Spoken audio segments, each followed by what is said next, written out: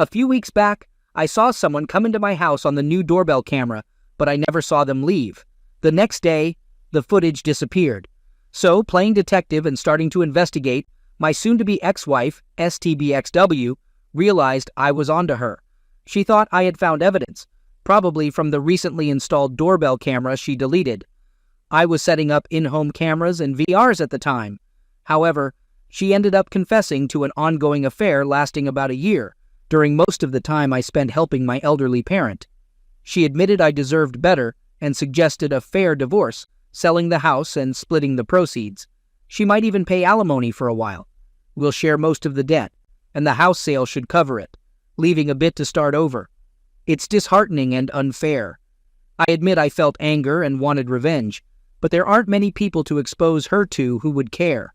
No one on the other person's side to expose to. He's single, divorced, and surprisingly more informed about my marriage than I was. Their relationship isn't close, and it's likely not her first time. Despite the urge for revenge, I let it go without seeking more pain. This situation comes at a crucial time as I deal with elder care issues, and I don't have the energy or desire to fight for anything. She offered to fix things, but we both know there's too much pain and wrong between us, and I'm still broken from being cheated on over 25 years ago. Some scars never heal. I've recently questioned if my entire relationship was a rebound, but I'm a committed person, and once I commit, I'm all in. Maybe I did it too soon. Now I can't see trusting anyone again. So there's no confrontation, revenge, or exposure, just two lives torn apart. Now I have to rebuild myself without my pride and ego. It's another failure in a long list of them. Life as I knew it is over, and I'm just going through the motions to handle things. I don't want to go home, but I have to pack and prepare the house for sale. Then I need to find an apartment, and I don't even know where I want to live. It's all just lousy. I wasted more than half my life on someone. The only blessing is not having kids since, once the divorce is final, I won't have to be in contact with her, though that will take time. Every time I hear her voice, the pain resurfaces. My version of pain shopping is looking back at our pictures and the otherwise good times we had. I can't figure out why I'm so stuck in the past, mourning something I thought I was ready to move on from. I lie awake, thinking about everything I did wrong, believing I was never good enough for anyone, and wondering why I deserve to be treated poorly. I reflect on how crappy my life is and why I always seem to end up on the losing side. Now, I'm old, broken, and feel like I don't deserve this crappy life. No hopes, no dreams, just alone in my thoughts. More thoughts from later last night. She hasn't even called or texted me since I left. I did tell her not to, and I meant it. She probably knew I did. But not a single, sorry, not a, are you okay? Is she just sitting at home watching a show like it's any other Tuesday? Or maybe not. During the Christmas before last, we discussed how we ended up in a dead bedroom. I mentioned that about 15 years ago, we went through many premature births from IVF, and the experience scared me away from closeness for a long time. I was terrified of accidentally getting her pregnant and losing the baby. It led both of us to seek mental health help, and we barely pulled out of deep depressions with help and luck. Now things have worsened after her confession of a year-long affair. I said something very hurtful about her deserving to lose our kids. I might send her an apology text for that statement. Could saying my fears from over a year ago have triggered her to cheat on me? I only shared that with my therapist at the time, and we decided it wasn't the right time to discuss it with her. Maybe she blames me for our years of a dead bedroom. Maybe it's all my fault. Oh God, what have I done? After thinking it over, against my better judgment, I called. I knew she probably wouldn't pick up, so I left a voicemail apologizing for what I said. I admitted it was hurtful and not true. I acknowledged that it's over and suggested we handle it like adults in our 50s, not like the 20-somethings we were when we met. I expressed hope that she finds what she needs and left it at that. My wife called me last night. She appreciated my apology and knew the things I had said were to try to hurt her. We didn't discuss much, except for her apologizing again and blah blah blah. I did tell her I would be coming home this weekend and that I needed her not to be there. It was mostly civil, but I made it clear that I don't care where she goes. I suggested she stay with her boyfriend, since that's who she wanted anyway. She denied it, insisting she wants me back and that we can work it out. She asked for one chance, promising to do anything to make it up. I'll admit I wanted nothing more than to go back in time to any time other than the last year, that I would even go to the worst times in our lives instead of now. But I stood firm this time and told her I don't see any way we can be together now. It's been a year, and I can't imagine feeling the same for her. I only asked one question: how many times? She stayed quiet for a long time, but I refused to say anything. She asked if I really wanted to know, not wanting to hurt me more. I said I need to know. That's when she hurt me even more, revealing it was only a few times in the beginning. After about a month, it was almost every day when I was away, and some weekends when she claimed to be at the gym for about 6 months. In the last few months, it was about once or twice a week while I was away. It made me sick. I muted the call to let out some of that pain. So she was close to him more times in a year than we have been in the past 10, 15 years, hundreds of times, maybe even more than the beginning of our relationship. I wanted to ask more questions, but I was too hurt and ashamed. I wanted to know if he was better, bigger, and what they did, but I couldn't take any more. I just said she should go to him this weekend so I can be alone at home and gather more of my important things. I don't even have a permanent place to take them. I've been awake, got a bottle of good scotch, and now I have to work and take care of my parent while hungover. As I thought we had agreed, I'm back at the house to gather some things. Thank goodness she's nowhere in sight. I'm gathering some documents I forgot when I left last weekend, packing clothes and other things. It's going faster than I thought. I'm determined to keep moving before I get too down. In the basement, packing up a few things is tough, but I want to keep moving. Faintly over the tunes, I hear water running in the pipes. It goes on for a while before I notice. I walk upstairs and hear the shower going. I'm stunned. I make coffee and decide it's better to go out to my car. I sit in the driveway, considering driving away, but I just sit there stunned. I start writing a nasty text but decide against it, opting to wait for her to leave again. My new neighbor introduces himself as I stand outside having a smoke. I don't tell him anything but try to be cordial. As we part ways, the garage door opens, and she's behind her car, asking to speak to me. I stand through introductions from the neighbor and my wife. We go inside, and I'm still dumbstruck. I ask why she's here. She explains she can't check into the place she's staying until later today and was at the gym. She thought I wouldn't mind showering and grabbing more things. She assumed she could come and go without a problem since she didn't see me around initially. I stand there, wondering who this person in front of me is. Luckily, after a brief and awkward apology on her part and a suggestion for more counseling, I look her in the eye and say no. I tell her to leave. I have things to do, and she agreed to stay away. I say this is what she caused and go back to the basement. I sit here typing this, trying to control myself and my blood pressure. I just heard the garage door open and close, so thankfully she's gone. Now I'm a bit of a mess, wanting to get back to packing, but my bourbon collection is staring me in the face. I already had one good belt earlier. I know if I have another this early, today will be even more of a bust. So, here it goes. Sunday comes after another night without sleep, filled with packing and a lot of anguish. Everything was tough, the memories, pictures, and items we had chosen together. Our wedding album and other things just stirred up more emotions I tried to control. Despite the difficulty, I persevered and focused on the things that mattered most to me. Unfortunately, one item brought me the most pain, the sealed urn containing our children's ashes. We had planned to combine our ashes and have a relative scatter them in the ocean near our favorite beach when one or both of us passed. Well, that plan is off now, but here's the thing. I don't know if it's wrong that I want to keep it with me.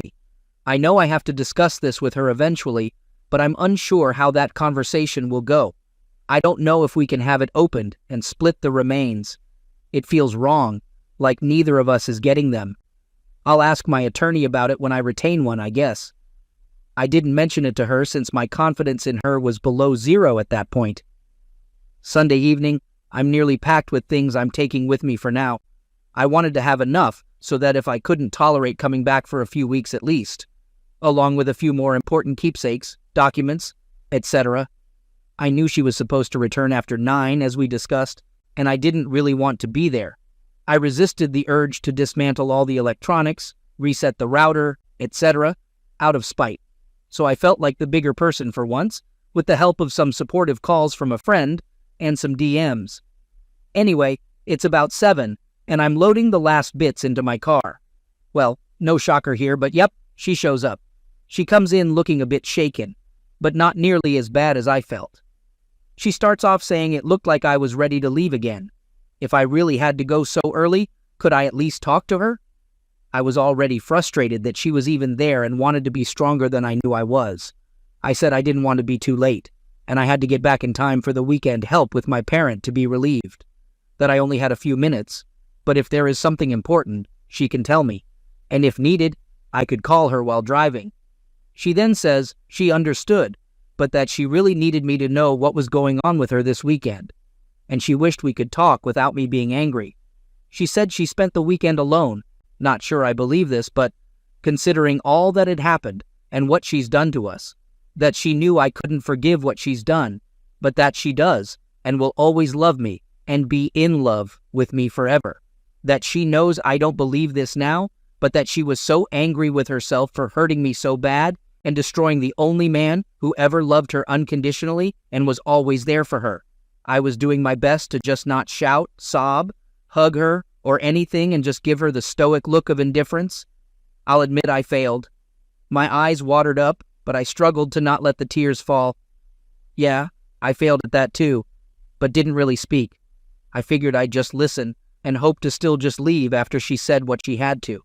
I listened to her say many things and justifications, reasons why she thought she did this for so long, why she didn't stop herself, why even when she thought I knew, she thought I just didn't or wouldn't care, how she had thought I must have been cheating for so many years, how I never seemed to want her, how we had been just roommates, how she still knew I was the only man she wanted to spend the rest of her life with, how she wanted to come to me so many times and confess, but that she knew I would never be able to accept it and her back if she told me what she did. At every turn, she repeatedly admitted it was entirely her fault and not mine. She mentioned her intention to seek counseling to understand why she engaged in such behavior for an extended period. She claimed our life together had crumbled because, despite having everything she desired, she thought she could live the rest of our lives without closeness, a decision she said she had come to terms with. She even stated that I could be with other people if I desired, and it all seemed like typical behavior of someone who cheated. As I suspected, she eventually shared that during our conversation 2 Christmases ago, she became really upset when she learned I was afraid of closeness with her due to the fear of getting her pregnant again. She argued that my concerns about pregnancy were merely excuses, suggesting that I never truly wanted her or a family, especially when I resisted adopting. She admitted to growing upset every day, feeling that the only thing missing in our lives was closeness and family, which she believed I had kept from her. She expressed anger, believing that I had always blamed her for our child losses and lied every time I claimed otherwise. She felt I had been disgusted by her for losing our children, and that resentment lingered. Despite all those years, she claimed to have loved me enough for both of us. When my parents' health worsened, she thought I was just using it as an excuse to be away from her. Suddenly, everything clicked in her head, and she believed all her fears were true. She just wanted to be loved, and she felt I hadn't been truthful about my feelings all along. The person she referred to as the gym guy wasn't even a possibility until all these realizations hit her. She insisted she had never thought of being unfaithful and initially did it out of spite. Afterward, she realized how much she missed closeness, although she kept telling him it was only about closeness. She claimed she had no intention of leaving me and didn't discuss me with him, though that seems doubtful now. Eventually, she admitted to growing a connection with him, telling him she hadn't felt like this in years, but it was nothing like what we shared. She reached the point where she insisted it was over and hoped I could forgive her. She wanted us to talk again to find a way forward, even if we decided to split, asking for time before considering divorce. She argued that I had been dishonest for many years and should give her the chance she believed she deserved. At this point, I'll confess I couldn't handle it anymore and exclaimed, "You deserve a chance after a year of cheating?" I reminded her that when I shared my past fears, I had worked through them in therapy and had never mentioned them again to avoid this exact situation. I explained that despite my efforts in recent years to reach out, be more engaged, romantic, and connected, she responded minimally. I revealed that opening up my deepest secret with her was intended to bring us closer. but instead, she used it against me to cheat and devastate my life. I admitted I felt so shattered that I considered ending things almost daily. While she admitted having similar thoughts, she claimed she couldn't do that to me. In frustration, I screamed at her, "But you can do this to me? For a year?" After calming down, I asserted that I could never be open and vulnerable to her or anyone else again. Knowing how she weaponized my fears, weaknesses, and honesty against me had forever changed me. Although I had feared this was the catalyst after reflecting on everything last week about how and when it happened, according to her, I still wasn't sure I believed her claim that she hadn't done this before. I was already running about 45 minutes late from my planned departure time. I knew I had to speed up on the highway, and my mind wasn't in the right place. After leaving, I mentioned that I would ponder what she said, and if I had more to discuss, I'd call her while on the road. However, during the drive, all I could do was blast loud music and cry in intense pain, realizing my thoughts about causing this were confirmed. It was an even more agonizing ride than the first one after D-Day. In the end, I didn't call her. Now, in the sobering light of day, I question not only how I caused this, but also if there's even a slight chance she's seen my posts and is using them against me. To be honest, she isn't active on social media, and I doubt she uses Reddit at all. It was never on her phone, tablet, or in her App Store download history. I also reflect on how foolish I was to let my guard down with anyone, thinking there are things you should never share. If I had kept everything closed up, I wouldn't be in this situation.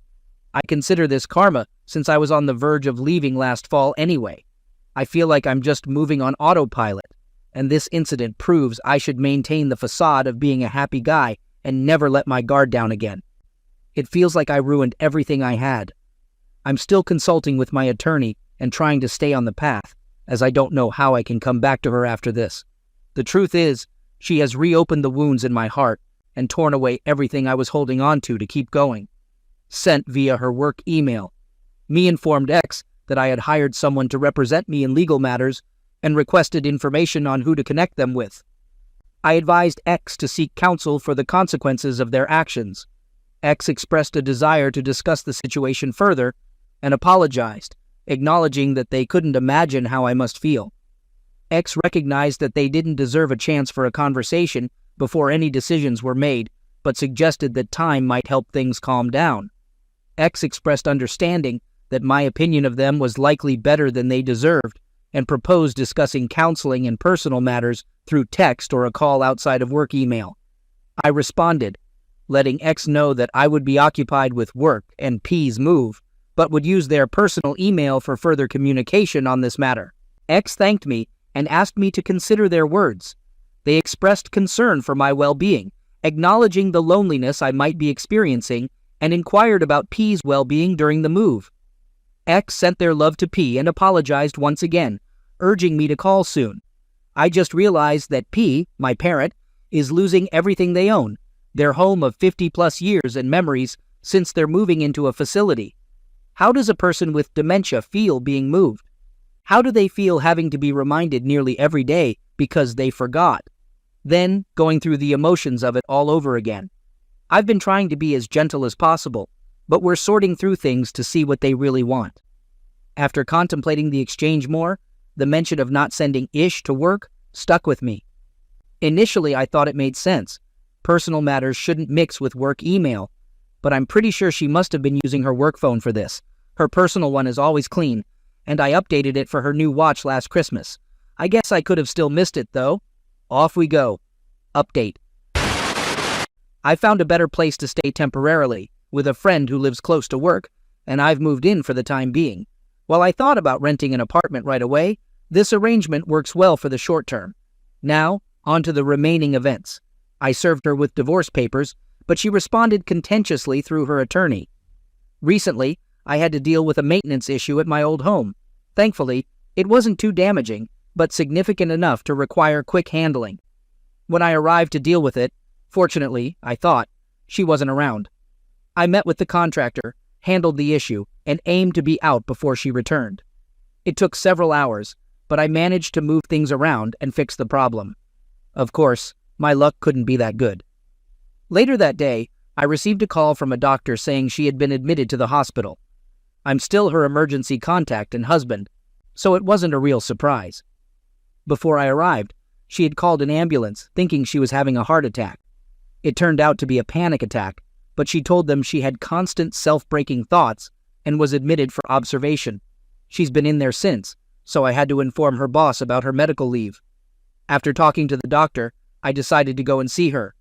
Her doctor said I could visit, but I needed to be non-confrontational since she was in a delicate state. I was conflicted about it, thinking it might be standard cheater script BS. Despite my feelings, I still care for her and don't want her to damage herself or struggle in the future. In the past, she has been in care for mental health due to unrelated issues, along with another chronic health problem throughout her life. During that time, I was fully present, doing everything I could to help her. Also, selfishly, I don't want this situation to impact her ability to handle our joint affairs. I discussed it with my friend, who said it's up to me what to do about visiting her. I also spoke with my attorney after the initial visits. They advised me to be cautious, not make promises, or say anything that could be used against me, etc. I knew before visiting that cheaters often use the threat of self-damage as a manipulation tactic. However, given her history, I'm also aware that this might genuinely be a true and serious situation for her. I get it. I shouldn't let anything tied to her actions hinder my progress in moving forward with my life. But there's a part of me that feels the need to be there for her. It's frustrating to have these feelings while still wishing none of this had happened, but it did.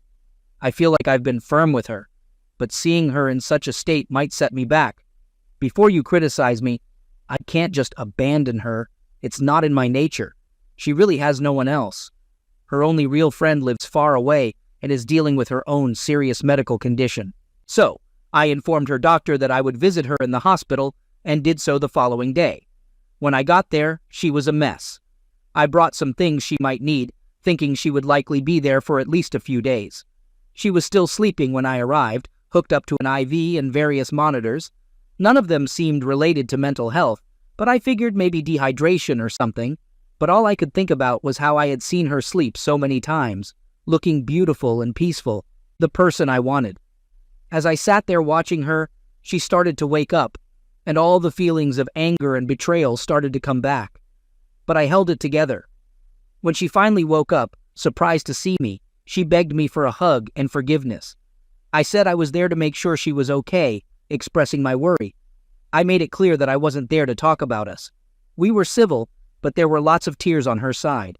We talked for a long time. Then she hit me with another bombshell. During her visit to the gynecologist for STD tests and a checkup, they found something still being assessed. Oh boy, I thought, here we go. This crazy situation where she caught an STD and I was going to hear about it. Or maybe, fortunately, not the case. She was found to have fairly aggressive ovarian cancer. Now, I'm no expert, but I know that usually that type of cancer is like a last sentence. I had to step out of the room to gather myself for a minute. I had all these emotions going through me and didn't want her to see them.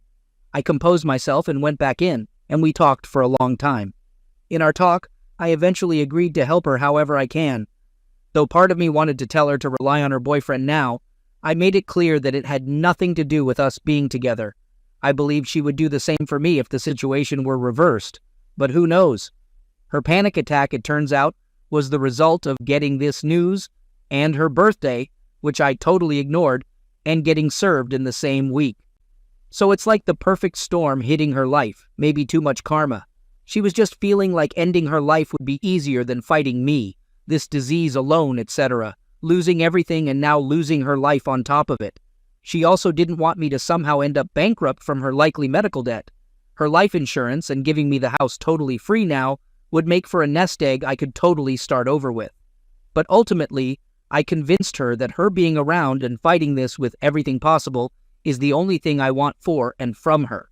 I made it clear that I am not a reason for her to end herself, etc. So, this is what I've been up to lately. Crisscrossing highways for work, visiting my parent, the hospital, my friend's place, and now back to my old home for more of her belongings. She's been moved to a regular room since her doctors believe she's no longer a danger to herself. More tests have been conducted, and today we're expecting precise results on the stage of her condition. Preliminary exams suggest at least stage 2B or higher. If there's a chance it's not stage 4, we might manage, but if it is, we're looking at a shortened but tough outcome. I'm writing this in the hospital cafeteria, waiting for the oncology department to provide more results and details. I'm the type to do anything for anyone. If her actions hadn't pushed me away, I'd be a wreck. Not that I haven't been in private. Once again, I'm being the strong one for both of us, attempting to stay optimistic, which goes against my natural pessimism. The most significant development, if there's hope, involves major emergency surgery and chemo, followed by a period of care. I've committed to being there for her through surgery, chemo, and recovery in the best-case scenario. I haven't explicitly said I'd move in and stay with her, though that might be necessary. My stance on divorce hasn't changed. I've consulted my lawyer about the legal implications and whether we can still be considered separated. They say we can consider this an in-house separation, given certain conditions. My other concern is avoiding part of her medical debt, likely to delay our proceedings. They mentioned amending our settlement agreement, but she would need to agree that none of this is my liability. So, is there a chance I can care for her through this, avoid emotional reconnection, and still move on with my life, regardless of how this unfolds? Update. For those still interested, I finally met with the doctors. It's stage 2B, and it has spread, but the tumors are still small and haven't reached the bladder or other distant organs like the liver, which, from my understanding, is nearly impossible to cure. She'll undergo serious surgeries and chemo.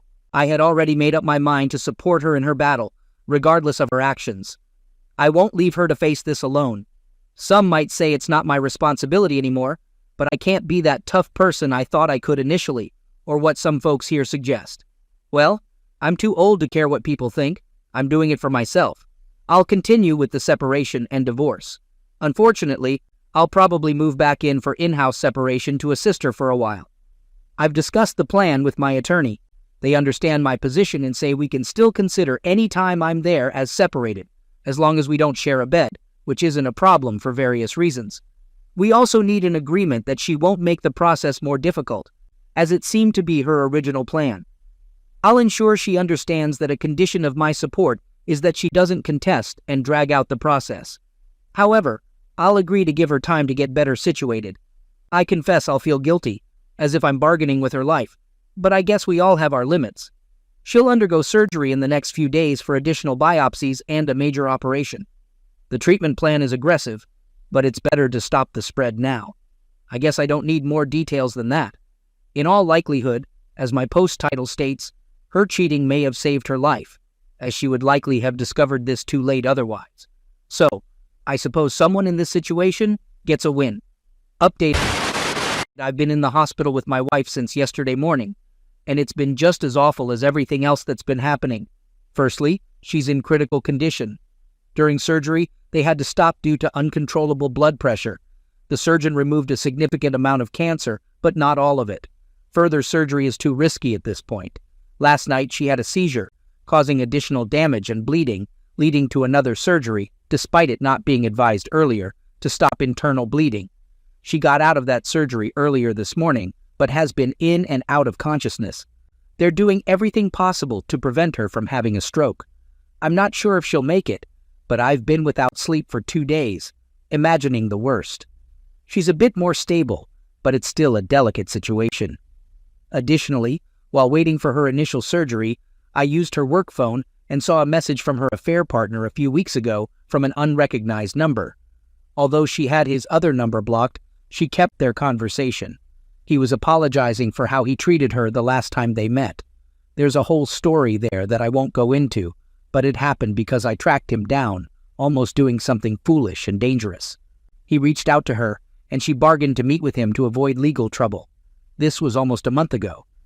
Anyway, I saw her response that he was the biggest mistake of her life. She hated herself for meeting him, and she would never be in touch or see him again. For everyone's safety, she asked him not to contact her again. I don't take this as anything, as I found it, not something she admitted to me, so I guess she still has her secrets. Although I went through everything, including her work emails and personal accounts, and looked back before last year, I found nothing suspicious before then. Again, it doesn't change my mind about divorce or helping her. I guess I'm just ranting since everything is messed up right now. Whether she lives or dies, she may never know that I know this, and it only proves to me that she's still capable of lying to me. I don't even know if we'll ever have the chance to talk about it. At this point, it doesn't really matter. So either way, I may be done with my posts since nothing else matters if she's not alive, has some brain damage, or is in a worse state than expected. I'll still do what I can for her and hope for the best, but naturally, I expect the worst.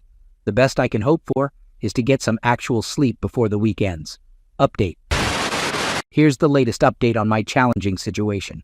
My wife's condition has been fluctuating, mostly for the worse. The medical team suspects she had a small stroke, but she's holding on and showing slight improvement over the weekend. While she's not out of the woods, doctors are a bit more hopeful. She's been conscious more, experiencing a lot of pain and on strong medications.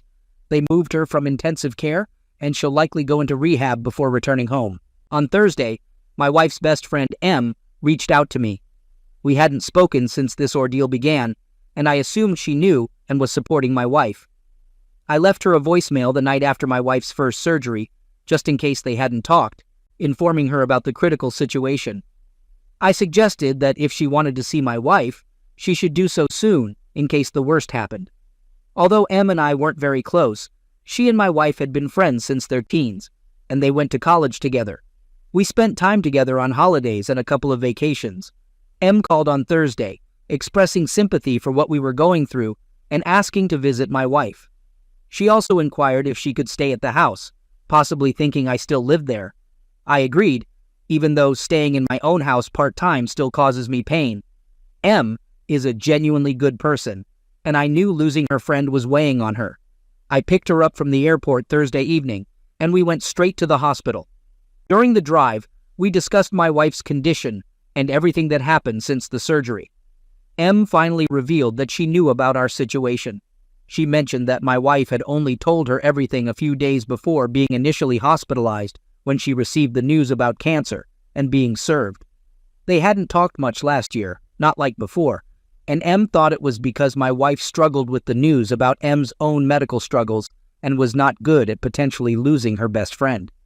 The kicker was that M had shared her suspicions about her husband cheating with my wife. They were working through it, but M believed it was just emotional, thinking he had a crush on someone at work, but didn't pursue it. She advised my wife on how to handle the situation, marriage counseling, set boundaries, and demand the respect she deserved. M shared how they had argued a lot when she told my wife. She wasn't sure they could still be friends after knowing how deceitful my wife was to both her and me. M even cursed my wife out, saying she deserved the consequences in the divorce. This was surprising because M is not someone who usually curses. She's pretty religious and straight-laced. M mentioned that my wife had called her a few times after, but she had ignored the calls, thinking I was trying to involve her more. When she heard my message, she knew she couldn't go without seeing my wife again if the worst happened, and didn't want it to be their last words. So she called me to come visit. We spent a lot of time together this weekend, not in any inappropriate way, but she shared more insights after visiting WW. We talked almost every night until very late, and it was nice because she never pressured me to stay together. After each visit, she seemed more lenient on her. Last night, she surprised me by revealing that WW had asked her to discuss DNR, do not resuscitate, and other end-of-life matters with me. DW wasn't sure if, in the worst-case scenario, I could take her off life support. If her condition worsened, she expressed a desire to end her life to avoid more suffering or living with severe disabilities. DW asked M to convince me to let her go if the time came and I reached out or couldn't cope with the outcome. I'm unsure about the legal circumstances other than being brain dead here. I plan to talk to her about this tonight, but I'm uncertain about what to say. Personally, I don't believe in keeping people alive if they are suffering, and I might do the right thing in the appropriate circumstance. However, I can't commit to anything beyond that, and I worry I might be influenced by my own desire to be done with this. Even in the right medical scenario, I think I would carry a lot of guilt forever. I'll also discuss this with my therapist, though my appointment isn't until later in the week. I asked her friend M if she would consider assuming medical power of attorney, POA, over my wife before she left, and she is thinking about it. I will also approach one of my close relatives, though they live far away, and I can't guarantee their involvement. I'm adamant about making only legal decisions. I briefly talked to my lawyer, and we have a meeting scheduled for tomorrow. However, tonight, I will tell WW that I understand her wishes, but I can't agree to them at this time.